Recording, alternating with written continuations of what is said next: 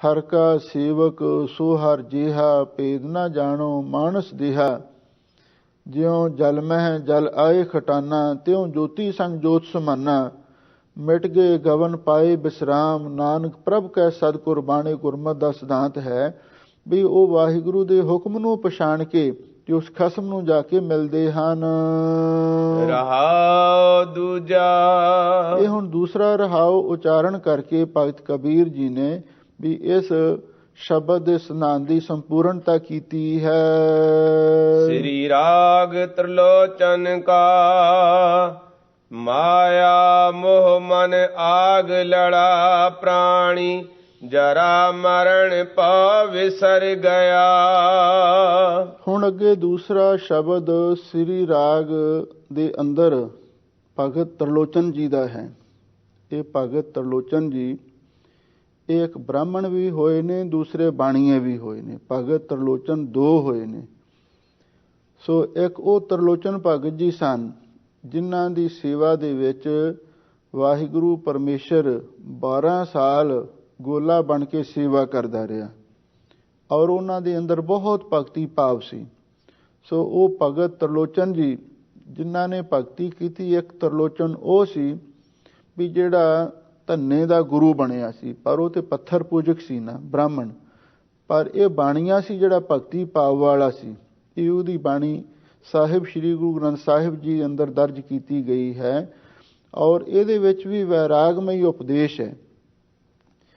ਭਗਤ ਤ੍ਰਿਲੋਚਨ ਜੀ ਫਰਮਾਉਂਦੇ ਨੇ, ਦੂੜਾ ਆਇਓ ਹੈ ਜਮਹਿ ਤਣਾ। ਇਹ ਰਹਾਉ ਦੀਆਂ ਪੰਕਤੀਆਂ ਨੇ।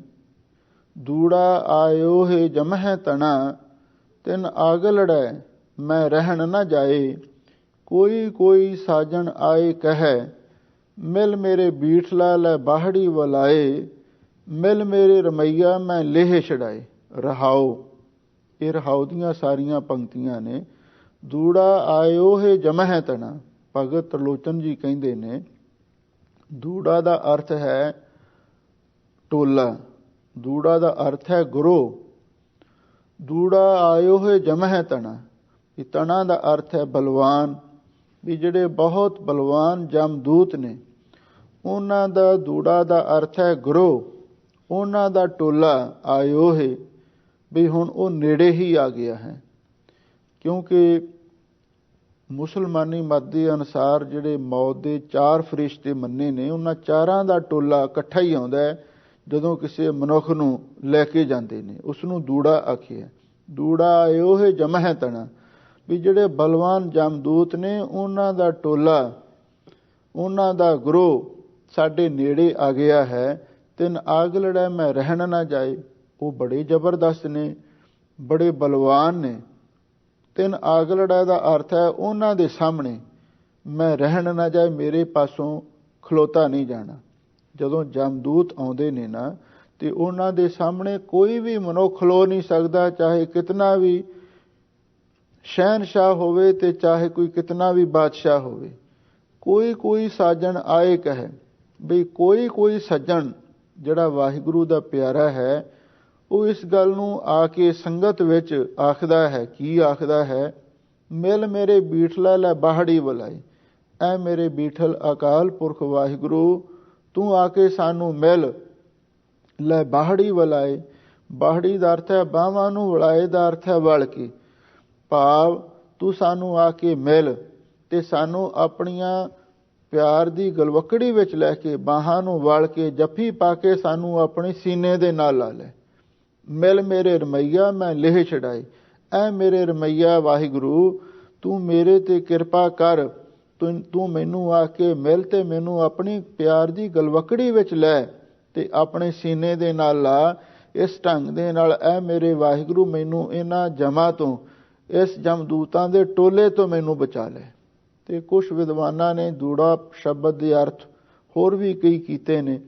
ਦੂੜਾ ਦਾ ਅਰਥ ਵੀ ਦੌੜ ਕੇ, ਦੂੜਾ ਆਇਓ ਹੈ ਜਮਹਿ ਤਣਾ, ਵੀ ਜਿਹੜਾ ਜਮਾ ਦਾ ਤਣਾ ਦਾ ਅਰਥ ਪੁੱਤਰ ਵੀ ਕੀਤਾ। ਜਿਹੜਾ ਜਮਾ ਦਾ ਪੁੱਤਰ ਹੈ ਬੁਢੇਪਾ, ਦੂੜਾ ਦਾ ਅਰਥ ਹੈ ਦੌੜ ਕੇ ਆਉਂਦਾ, ਸਾਡੇ ਸਰੀਰ ਤੇ ਹਾਵੀ ਹੁੰਦਾ।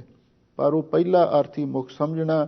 ਇਹ ਤੇ ਵਿਦਵਾਨਾਂ ਨੇ ਆਪੋ ਆਪਣੇ ਢੰਗ ਦੇ ਨਾਲ ਕੋਈ ਬੁੱਧੀ ਅਨੁਸਾਰ ਅਰਥ ਕੀਤੇ ਨੇ, ਪਰ ਸਿਧਾਂਤਕ ਅਰਥ ਇਹੀ ਹੈ ਵੀ ਜਿਹੜਾ ਬਲਵਾਨ ਜਮਦੂਤਾਂ ਦਾ ਟੋਲਾ ਸੀ ਵੀ ਉਹ ਹੁਣ ਸਾਡੇ ਨੇੜੇ ਆ ਗਿਆ ਹੈ ਔਰ ਉਹ ਬਹੁਤ ਸ਼ਕਤੀਸ਼ਾਲੀ ਨੇ, ਉਹਨਾਂ ਦੇ ਸਾਹਮਣੇ ਮੈਂ ਖਲੋ ਨਹੀਂ ਸਕਦਾ। ਹੇ ਵਾਹਿਗੁਰੂ, ਤੂੰ ਹੀ ਮੈਨੂੰ ਉਸ ਤੋਂ ਬਚਾ ਸਕਦਾ ਹੈ। ਲੋ ਹੁਣ ਆਰੰਭ ਤੋਂ ਭਗਤ ਤ੍ਰਿਲੋਚਨ ਜੀ ਫਰਮਾਉਂਦੇ ਨੇ, ਮਾਇਆ ਮੋਹ ਮਨ ਆਗਲੜਾ ਪ੍ਰਾਣੀ ਜਰਾ ਮਰਨ ਪਉ ਵਿਸਰ ਗਿਆ। ਹੇ ਪ੍ਰਾਣਾਧਾਰੀ ਜੀਵ, ਮਾਇਆ ਮੋਹ ਮਨ ਆਗਲੜਾ ਪ੍ਰਾਣੀ, ਮਾਇਆ ਦਾ ਮੋਹ ਤੇਰੇ ਮਨ ਦੇ ਵਿੱਚ, ਆਗਲੜਾ ਦਾ ਅਰਥ ਹੈ ਵੀ ਬਹੁਤ ਜ਼ਿਆਦਾ ਹਾਵੀ ਹੋਇਆ ਹੈ, ਕਿਉਂਕਿ ਹਰ ਆਦਮੀ ਦੇ ਮਨ ਦੇ ਅੰਦਰ ਮਾਇਆ ਦਾ ਮੋਹ ਇੰਨਾ ਹਾਵੀ ਹੈ, ਕਿਤੇ ਵੀ ਸਬਰ ਸ਼ਾਂਤੀ ਵਾਲੀ ਕੋਈ ਗੱਲ ਨਜ਼ਰ ਨਹੀਂ ਆਉਂਦੀ। ਸਹਿਸ ਕਟੇ ਲੱਖ ਕੋ ਉਠ ਧਾਵੈ, ਤ੍ਰਿਪਤ ਨ ਆਵੈ ਮਾਇਆ ਪਾਛੈ ਪਾਵੈ, ਅਨਕ ਭੋਗ ਵਿਖਿਆ ਕੇ ਕਰੈ, ਨ ਤ੍ਰਿਪਤਾਵੈ ਖਪ ਖਪ ਮਰੇ। ਇਹ ਸਾਡੇ ਮਨ ਦੀ ਹਾਲਤ ਸਤਿਗੁਰੂ ਨੇ ਬਿਆਨ ਕੀਤੀ ਹੈ। ਮਾਇਆ ਮੋਹ ਮਨ ਆਗਲੜਾ ਪ੍ਰਾਣੀ, ਹੇ ਪ੍ਰਾਣਾਧਾਰੀ ਜੀਵ, ਮਾਇਆ ਦਾ ਮੋਹ ਤੇਰੇ ਮਨ ਦੇ ਵਿੱਚ, ਆਗਲੜਾ ਦਾ ਅਰਥ ਹੈ ਬਹੁਤ ਜ਼ਿਆਦਾ ਹਾਵੀ ਹੋਇਆ ਹੈ। ਤੇ ਜਾਂ ਇਸ ਦਾ ਦੂਸਰਾ ਅਰਥ ਇਹ ਵੀ ਕਈ ਵਿਦਵਾਨਾਂ ਨੇ ਕੀਤਾ, ਮਾਇਆ ਮੋਹ ਮਨ ਆਗਲੜਾ ਪ੍ਰਾਣੀ। ਇਹ ਮਾਇਆ ਇੱਕ ਨਾਗਣੀ ਹੈ, ਮਾਇਆ ਹੋਈ ਨਾਗਣੀ ਜਗਤ ਰਹੀ ਲਪਟਾਈ, ਇਸकी ਸੇਵਾ ਜੋ ਕਰੇ ਤਿਸੀ ਹੀ ਕੋ ਫਿਰ ਖਾਏ। ਇਹ ਜਿਹੜੀ ਮਾਇਆ ਰੂਪੀ ਸਪਣੀ ਦਾ ਮੋਹ ਹੈ, ਮਨ ਆਗਲੜਾ, ਵੀ ਇਹ ਤੇਰੇ ਮਨ ਨੂੰ ਆ ਕੇ ਲੱਗਿਆ ਹੋਇਆ ਹੈ, ਇਹ ਤੇਰੇ ਮਨ ਨੂੰ ਆ ਕੇ ਚਿੰਬੜਿਆ ਹੋਇਆ ਹੈ। ਪਰ ਪਹਿਲਾ ਅਰਥ ਮੁੱਖ ਸਮਝਣਾ ਵੀ ਜਿਹੜਾ ਮਾਇਆ ਦਾ ਮੋਹ ਹੈ ਇਸ ਜੀਵ ਦੇ ਮਨ ਦੇ ਵਿੱਚ, ਆਗਲੜਾ ਦਾ ਅਰਥ ਹੈ ਬਈ ਬਹੁਤ ਵਧੇਰੇ ਜ਼ਿਆਦਾ ਹਾਵੀ ਹੋਇਆ ਹੈ। ਜਰਾ ਮਰਨ ਪਉ ਵਿਸਰ ਗਿਆ, ਜਿਸ ਦਾ ਸਦਕਾ ਜਰਾ ਦਾ ਅਰਥ ਹੈ ਬੁਢੇਪਾ, ਤੇ ਆਪਣਾ ਮਰਨ ਦਾ ਡਰ ਵੀ ਇਸ ਨੂੰ ਭੁੱਲ ਗਿਆ ਹੈ। ਕੁਟੰਬ ਦੇਖ ਬਿਗਸਹਿ ਕਮਲਾ ਜਿਉ, ਪਰ ਘਰ ਜੋ ਹੈ ਕਪਟ ਨਰਾ। ਸਾਹਿਬ ਸਤਿਗੁਰੂ ਸੱਚੇ ਪਾਤਸ਼ਾਹ ਫਰਮਾਉਂਦੇ ਨੇ, ਉਹ ਮਾਇਆ ਕੀ ਹੈ? ਦੋ ਕਿਸਮ ਦੀ ਮਾਇਆ ਹੈ, ਇੱਕ ਜੜ, ਦੂਸਰੀ ਚੇਤਨ।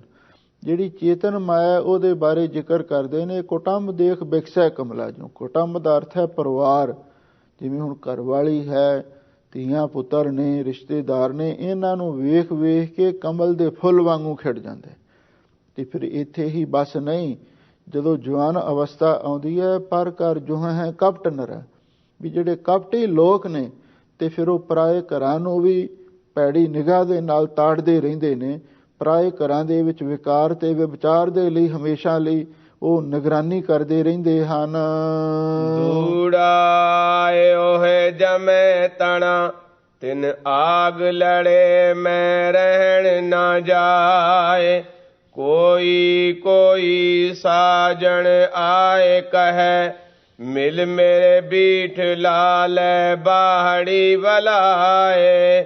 ਮਿਲ ਮੇਰੇ ਰਮਈਆ ਮੈਂ ਲੇਹ ਛਡਾਏ ਰਹਾਉ। ਇਹ ਰਹਾਉ ਦੀਆਂ ਪੰਕਤੀਆਂ ਹਨ ਸਾਰੀਆਂ, ਔਰ ਇਹਨਾਂ ਦੇ ਵਿੱਚ ਭਗਤ ਤ੍ਰਿਲੋਚਨ ਜੀ ਨੇ ਉਹ ਸਾਰਾ ਨਕਸ਼ਾ ਆਪਣੀ ਅੱਖਾਂ ਦੇ ਸਾਹਮਣੇ ਤੱਕ ਕੇ, ਦੂੜਾ ਆਇਓ ਹੈ ਜਮਹਿ ਤਣਾ, ਜਿਹੜੇ ਬੜੇ ਹੀ ਬਲਵਾਨ ਜਮਦੂਤ ਨੇ, ਉਹਨਾਂ ਦਾ ਟੋਲਾ, ਉਹਨਾਂ ਦਾ ਗਰੋਹ ਸਾਡੇ ਤੇ ਚੜ੍ਹ ਕੇ ਆ ਗਿਆ ਹੈ, ਔਰ ਉਹ ਬੜੇ ਸ਼ਕਤੀਸ਼ਾਲੀ ਨੇ। ਮੈਂ ਉਹਨਾਂ ਦੇ ਸਾਹਮਣੇ ਰਹਿ ਨਹੀਂ ਸਕਦਾ, ਮੈਂ ਉਹਨਾਂ ਦੇ ਸਾਹਮਣੇ ਖਲੋ ਨਹੀਂ ਸਕਦਾ।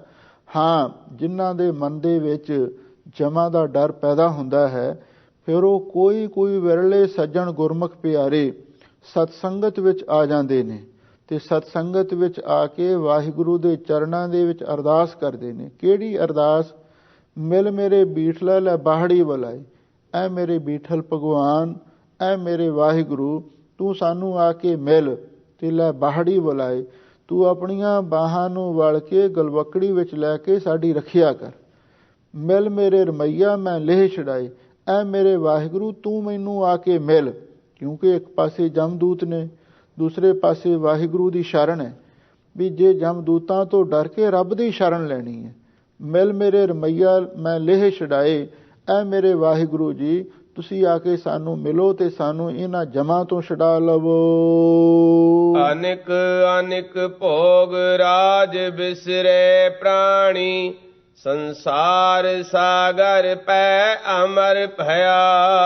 ਰਹਾਉ ਵਿਸਰਾਮ ਦੇ ਕੇ ਭਗਤ ਜੀ ਅੱਗੇ ਫਰਮਾਉਂਦੇ ਨੇ, ਅਨਕ ਅਨਕ ਭੋਗ ਰਾਜ ਵਿਸਰੇ ਪ੍ਰਾਣੀ। ਹਜ਼ੂਰ ਕਹਿੰਦੇ ਇਹ ਪ੍ਰਾਣਾਧਾਰੀ ਜੀਵ ਜਿਹੜੇ ਅਨੇਕਾਂ ਹੀ ਭੋਗ ਪਦਾਰਥ ਨੇ ਤੇ ਅਨੇਕਾਂ ਤਰ੍ਹਾਂ ਦੇ ਜਿਹੜੇ ਰਾਜ ਕਾਜ ਨੇ, ਇਹਨਾਂ ਦੇ ਵਿੱਚ ਖਾਚਤ ਹੋ ਕੇ ਤੈਨੂੰ ਵਾਹਿਗੁਰੂ ਪਰਮੇਸ਼ਰ ਭੁੱਲ ਗਿਆ।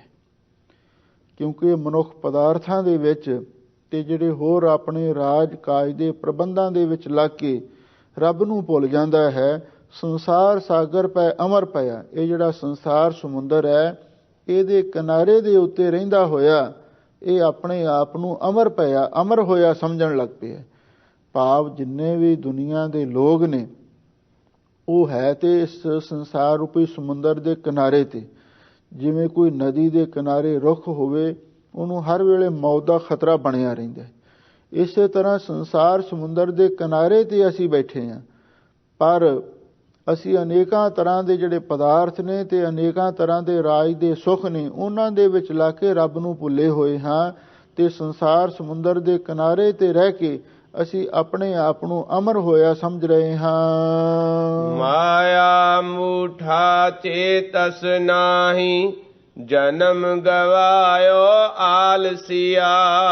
ਭਗਤ ਤਰਲੋਚਨ ਜੀ ਕਹਿੰਦੇ ਨੇ ਇਹ ਜਿਹੜਾ ਆਲਸੀ ਮਨੁੱਖ ਹੈ, ਦਲਿਦਰੀ ਮਨੁੱਖ ਹੈ, ਔਰ ਇਸ ਨੇ ਆਪਣਾ ਜਨਮ ਵਿਅਰਥ ਗਵਾ ਲਿਆ।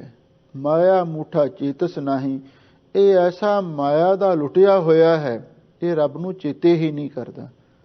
ਜੇ ਹੁਣ ਆਪਾਂ ਧਿਆਨ ਦੇ ਨਾਲ ਦੇਖੀਏ ਵੀ ਜਿੰਨੇ ਦੁਨੀਆ ਦੇ ਲੋਕ ਨੇ ਮਾਇਆ ਦੇ ਪਿੱਛੇ ਹੱਥ ਧੋ ਕੇ ਪਏ ਹੋਏ ਨੇ, ਨਾ ਦਿਨ ਵੇਖਦੇ ਨੇ ਰਾਤ ਵੇਖਦੇ ਨੇ। ਪਰ ਜੇ ਕਿਸੇ ਨੂੰ ਕਹਿ ਦਿਓ ਵੀ ਤੁਸੀਂ ਨਿਤਨੇਮ ਕਰਨਾ ਹੈ, ਸਿਮਰਨ ਕਰਨਾ ਹੈ, ਤੁਸੀਂ 8 ਘੰਟੇ ਕੰਮ ਕਰ ਦਿਓ, ਚਲੋ 2.5 ਘੰਟੇ ਸਿਮਰਨ ਕਰੋ, ਕੋਈ ਕਰਦਾ? ਜਿਨ੍ਹਾਂ ਤੇ ਵਾਹਿਗੁਰੂ ਦੀ ਕਿਰਪਾ ਹੁੰਦੀ ਹੈ ਉਹੀ ਇਹ ਕਰ ਸਕਦੇ ਨੇ। ਇਸੇ ਲਈ ਤਾਂ ਗੁਰੂ ਮਹਾਰਾਜ ਕਹਿੰਦੇ ਇਹ ਮਾਇਆ ਦਾ ਲੁੱਟਿਆ ਹੋਇਆ ਜੀਵ ਪਰਮੇਸ਼ਰ ਨੂੰ ਚੇਤੇ ਨਹੀਂ ਕਰਦਾ ਤੇ ਮਾਇਆ ਦਾ ਹੀ ਸਿਮਰਨ ਕਰਦਾ ਰਹਿੰਦਾ ਹੈ, ਤੇ ਇਸੇ ਢੰਗ ਦੇ ਨਾਲ ਇਸਨੇ ਆਪਣਾ ਜਨਮ ਗਵਾ ਲਿਆ। ਵਿਖਮ ਘੋਰ ਪੰਥ ਚਾਲਣਾ ਪ੍ਰਾਣੀ ਰਵ ਸਸ ਤਹਿ ਨ ਪ੍ਰਵੇਸੰ। ਭਗਤ ਤਰਲੋਚਨ ਜੀ ਕਹਿੰਦੇ ਨੇ ਕਿ ਇਹ ਪ੍ਰਾਣਾਧਾਰੀ ਜੀਵ ਵੀ ਜਿਹੜਾ ਅੱਗੇ ਪ੍ਰਲੋਕ ਦਾ ਰਸਤਾ ਹੈ ਨਾ, ਉਹ ਬੜਾ ਹਨੇਰਾ ਰਸਤਾ ਹੈ। ਬੇਖਮ ਘੋਰ ਪੰਥ ਚਾਲਣਾ ਪ੍ਰਾਣੀ। ਬੇਖਮ ਦਾ ਅਰਥ ਹੈ ਜਿਹੜਾ ਰਸਤਾ ਬਹੁਤ ਕਠਿਨ, ਬਹੁਤ ਔਖਾ ਹੈ ਤੇ ਘੋਰ ਬੜਾ ਭਿਆਨਕ ਹੈ। ਉਸ ਰਸਤੇ ਤੈਨੂੰ ਚੱਲਣਾ ਪਵੇਗਾ। ਰਵ ਸਸ ਤਹਿ ਨਾ ਪ੍ਰਵੇਸ਼ਨ, ਤੇ ਯਾਦ ਰੱਖ ਉੱਥੇ ਸੂਰਜ ਤੇ ਚੰਦਰਮਾ ਦਾ ਵੀ ਪ੍ਰਵੇਸ਼ ਨਹੀਂ ਹੋਵੇਗਾ। ਭਾਵ ਉੱਥੇ ਸੂਰਜ ਤੇ ਚੰਦਰਮਾ ਦੀ ਰੋਸ਼ਨੀ ਵੀ ਨਹੀਂ ਜਾਵੇਗੀ। ਐਸਾ ਉਹ ਹਨੇਰਾ ਰਸਤਾ ਹੈ।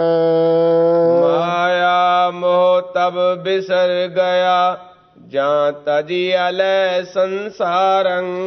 ਭਗਤ ਤਰਲੋਚਨ ਜੀ ਫਰਮਾਉਂਦੇ ਨੇ, ਭਾਈ ਪਹਿਲਾਂ ਤੇ ਮਨੁੱਖ ਮਾਇਆ ਦੇ ਮੋਹ ਦੇ ਵਿੱਚ ਹੀ ਆਪਣਾ ਸਾਰਾ ਜੀਵਨ ਬਰਬਾਦ ਕਰ ਲੈਂਦਾ ਹੈ, ਪਰ ਅਖੀਰ ਦੇ ਉੱਤੇ ਆ ਕੇ ਮਾਇਆ ਦਾ ਮੋਹ ਵੀ ਭੁੱਲ ਗਿਆ। ਕਦੋਂ? ਜਾਂ ਤਜੀ ਅਲੈ ਸੰਸਾਰੰ, ਜਦੋਂ ਸੰਸਾਰ ਨੂੰ ਛੱਡ ਕੇ ਜਾਣਾ ਪਿਆ ਤੇ ਉਸ ਵੇਲੇ ਮਾਇਆ ਦਾ ਵੀ ਮੋਹ ਭੁੱਲ ਜਾਂਦਾ ਹੈ, ਕਿਉਂਕਿ ਸਭ ਕੁਝ ਛੱਡ ਕੇ ਜਾਣਾ ਪੈਂਦਾ, ਨਾਲ ਤੇ ਕੁਛ ਜਾਂਦਾ ਹੀ ਨਹੀਂ। ਇਸੇ ਲਈ ਅਖੀਰ ਦੇ ਉੱਤੇ ਮਾਇਆ ਦਾ ਮੋਹ ਵੀ ਵਿਸਰ ਗਿਆ ਜਦੋਂ ਸੰਸਾਰ ਨੂੰ ਛੱਡਣ ਦਾ ਸਮਾਂ ਆ ਗਿਆ। ਆਜ ਮੇਰੇ ਮਨ ਪ੍ਰਗਟ ਭਇਆ ਹੈ ਵੇਖੀ ਅਲੈ ਧਰਮ ਰਾਓ। ਲੋ ਭਗਤ ਤਰਲੋਚਨ ਜੀ ਕਹਿੰਦੇ ਨੇ ਵੀ ਅੱਜ ਮੇਰੇ ਮਨ ਦੇ ਵਿੱਚ ਇਹ ਇੱਕ ਚਿੱਤਰ ਪ੍ਰਗਟ ਹੋਇਆ ਹੈ, ਇੱਕ ਨਕਸ਼ਾ ਮੇਰੇ ਅੱਖਾਂ ਦੇ ਸਾਹਮਣੇ ਆਇਆ ਹੈ ਕਿ ਪੇਖੀ ਵਾਲੇ ਧਰਮ ਰਾਓ, ਵੀ ਮੈਂ ਧਰਮਰਾਜ ਨੂੰ ਬੈਠੇ ਨੂੰ ਵੇਖ ਲਿਆ। ਕਿਉਂਕਿ ਜਿਹੜੇ ਬੰਦਗੀ ਵਾਲੇ ਮਹਾਂਪੁਰਖ ਹੁੰਦੇ ਨੇ ਔਰ ਉਹ ਇੱਥੇ ਬੈਠਿਆਂ ਹੀ ਅਗਲੀ ਦਰਗਾਹ ਦਾ ਸਾਰਾ ਕੁਝ ਵੇਖ ਲੈਂਦੇ ਨੇ। ਜਿਵੇਂ ਇਤਿਹਾਸ ਵਿੱਚ ਜ਼ਿਕਰ ਆਉਂਦਾ ਹੈ, ਜੱਲਣ ਭਗਤ ਜੀ ਨੇ ਆਪਣੀ ਘਰਵਾਲੀ ਨੂੰ ਇਹ ਗੱਲ ਆਖੀ ਸੀ ਕਿ ਭਾਗਵਾਨੇ ਤੂੰ ਸਾਡੇ ਨਾਲੋਂ ਪਹਿਲਾਂ ਚਲੀ ਜਾਣਾ ਹੈ ਤੇ ਜਾ ਕੇ ਧਰਮਰਾਜ ਨੂੰ ਕਹਿ ਦੇਵੀਂ ਇਹ ਜਿਹੜਾ ਸ਼ਾਹੂਕਾਰ ਹੈ ਇਹ ਸਾਡਾ ਬੜਾ ਹੀ ਆਦਰ ਸਤਿਕਾਰ ਕਰਦਾ, ਇਹਦਾ ਖਿਆਲ ਰੱਖੇ। ਤੇ ਇਹ ਸੁਨੇਹਾ ਜੋ ਧਰਮਰਾਜ ਦੇ ਕੋਲ ਪਹੁੰਚਿਆ ਉਸਨੇ ਉਸ ਤੇ ਅਮਲ ਵੀ ਕੀਤਾ। ਉਸ ਸ਼ਾਹੂਕਾਰ ਨੂੰ ਸਜ਼ਾ ਕੋਈ ਨਹੀਂ ਦਿੱਤੀ, ਬਲਕਿ ਸਵਰਗ ਵਿੱਚ ਬੈਕੁੰਠ ਵਿੱਚ ਭੇਜ ਦਿੱਤਾ ਸੀ। ਇਹਦਾ ਮਤਲਬ ਜਿਹੜੇ ਵਾਹਿਗੁਰੂ ਦੇ ਪਿਆਰੇ ਨੇ ਉਹਨਾਂ ਦੀ ਸਿੱਧੀ ਧਰਮਰਾਜ ਦੇ ਨਾਲ ਵੀ ਗੱਲਬਾਤ ਹੋ ਜਾਂਦੀ ਹੈ। ਜੇ ਕੋ ਜਿਉ ਕਹੈ ਉਹਨਾਂ ਕੋ ਜਮ ਕੀ ਤਲਬ ਨਾ ਹੋਈ। ਇਹ ਗੁਰੂ ਅਰਜਨ ਦੇਵ ਮਹਾਰਾਜ ਦੇ ਸਮੇਂ ਵੀ ਪ੍ਰਸੰਗ ਆਉਂਦਾ ਹੈ। ਕੋਈ ਪੰਡਤ ਕਥਾ ਕਰਦਾ ਸੀ, ਉਸਨੇ ਕਥਾ ਵਿੱਚ ਦੱਸਿਆ ਵੀ ਜਿਹੜਾ ਮਰਨ ਤੋਂ ਬਾਅਦ ਅੱਗੇ ਪ੍ਰਲੋਕ ਜਾਣ ਦਾ ਰਸਤਾ ਹੈ ਔਰ ਉਸ ਰਸਤੇ ਨੂੰ ਤੈਅ ਕਰਨ ਦੇ ਲਈ 1 ਸਾਲ ਦਾ ਸਮਾਂ ਲੱਗਦਾ। ਤੇ ਉੱਥੇ 4 ਗੁਰਸਿੱਖ ਬੈਠੇ ਸਨ, ਆਪਸ ਵਿੱਚ ਲੱਗੇ ਵਿਚਾਰਾਂ ਕਰਨ। ਕਹਿੰਦੇ ਪੰਡਤ ਨੇ ਅੱਜ ਕਿੱਡਾ ਵੱਡਾ ਝੂਠ ਬੋਲਿਆ। ਪੰਡਤ ਵੀ ਸੁਣ ਰਿਹਾ ਸੀ ਵੀ ਗੁਰਸਿੱਖ ਕੀ ਕਹਿ ਰਹੇ ਨੇ। ਗੁਰਸਿੱਖ ਆਪਣੀ ਥਾਂ ਸੱਚੇ ਸਨ। ਉਹਨਾਂ ਵਿੱਚੋਂ ਇੱਕ ਸਿੱਖ ਬੋਲਿਆ ਵੀ ਜੇ ਮੇਰੇ ਤੇ ਗੁਰੂ ਦੀ ਰਹਿਮਤ ਹੋ ਜਾਵੇ, ਮੈਂ ਤੇ 4 ਪਹਿਰਾਂ ਦੇ ਵਿੱਚ ਹੀ ਉੱਥੇ ਦਰਗਾਹ ਵਿੱਚ ਜਾ ਕੇ ਵਾਪਸ ਆ ਸਕਦਾ ਹਾਂ ਧਰਮਰਾਜ ਨੂੰ ਮਿਲ ਕੇ। ਤੇ ਉਸ ਤੋਂ ਬਾਅਦ ਦੂਜਾ ਗੁਰਸਿੱਖ ਬੋਲਿਆ, ਕਹਿੰਦਾ ਜੇ ਮੇਰੇ ਤੇ ਗੁਰੂ ਦੀ ਕਿਰਪਾ ਹੋ ਜਾਵੇ, ਮੈਂ ਤੇ 1 ਪਹਿਰ ਦੇ ਵਿੱਚ ਹੀ ਉੱਥੇ ਮੁੜ ਕੇ ਆ ਸਕਦਾ ਹਾਂ। ਤੀਜਾ ਕਹਿਣ ਲੱਗਾ, ਜੇ ਮੇਰੇ ਤੇ ਗੁਰੂ ਦੀ ਕਿਰਪਾ ਹੋ ਗਈ, ਮੈਂ ਤੇ ਘੜੀ ਵਿੱਚ ਜਾ ਕੇ ਵੀ ਮੁੜ ਸਕਦਾ ਹਾਂ। ਤੇ ਚੌਥਾ ਕਹਿਣ ਲੱਗਿਆ, ਬ੍ਰਹਮ ਗਿਆਨੀ ਸੀ, ਪੂਰਨ ਅਵਸਥਾ ਵਾਲਾ, ਕਹਿੰਦਾ ਮੈਂ ਤੇ ਅੱਖ ਦੇ ਫੋਰੇ ਵਿੱਚ ਹੀ ਉੱਥੇ ਜਾ ਸਕਦਾ। ਜਦੋਂ ਪੰਡਤ ਨੇ ਗੱਲ ਸੁਣੀ ਬੜਾ ਹੈਰਾਨ ਹੋਇਆ। ਸਤਿਗੁਰੂ ਨੂੰ ਕਹਿਣ ਲੱਗਾ, ਮਹਾਰਾਜ ਜਾਂ ਤੇ ਸਾਡੇ ਧਰਮ ਗ੍ਰੰਥ ਝੂਠੇ ਨੇ ਜਾਂ ਤੁਹਾਡੇ ਸਿੱਖ ਝੂਠੇ ਨੇ। ਗੁਰੂ ਮਹਾਰਾਜ ਕਹਿਣ ਲੱਗੇ, ਪੰਡਤ ਜੀ ਐਸੀ ਕੋਈ ਗੱਲ ਨਹੀਂ ਵੀ ਜਿਹੜੇ ਤੁਹਾਡੇ ਧਰਮ ਸ਼ਾਸਤਰ ਨੇ ਪੁੰਨੀਆਂ ਪਾਪੀਆਂ ਦੀ ਗੱਲ ਲਿਖਦੇ ਨੇ। ਗੁਰਸਿੱਖਾਂ ਦਾ ਮਾਰਗ ਤੇ ਵੱਖਰਾ ਹੈ। ਦੂਰ ਰਹੀ ਉਹ ਜਨਤੇ ਬਾਟ, ਜਮ ਤੇ ਰੱਖੈ ਦੇ ਕਰ ਹਾਥ। ਇੱਕ ਕੀੜੀ ਹੈ, ਉਸਨੇ ਦਰਖਤ ਤੇ ਜਾਣਾ ਔਰ ਟੀਸੀ ਦੇ ਫੜ ਲੱਗਿਆ ਹੋਇਆ ਹੈ, ਉਹ ਤੇ ਰੀਂਗ ਰੀਂਗ ਕੇ ਚੜ੍ਹਦੀ ਹੈ, ਉਹਨੂੰ ਬੜਾ ਸਮਾਂ ਲੱਗਦਾ ਹੈ। ਤੇ ਜਿਹੜਾ ਪੰਛੀ ਹੈ ਕੋਈ ਪ੍ਰਵਾਜ਼ ਕਰਕੇ ਉੱਥੇ ਪਹੁੰਚ ਜਾਂਦਾ ਹੈ, ਉਹਨੂੰ ਕੋਈ ਸਮਾਂ ਨਹੀਂ ਲੱਗਦਾ।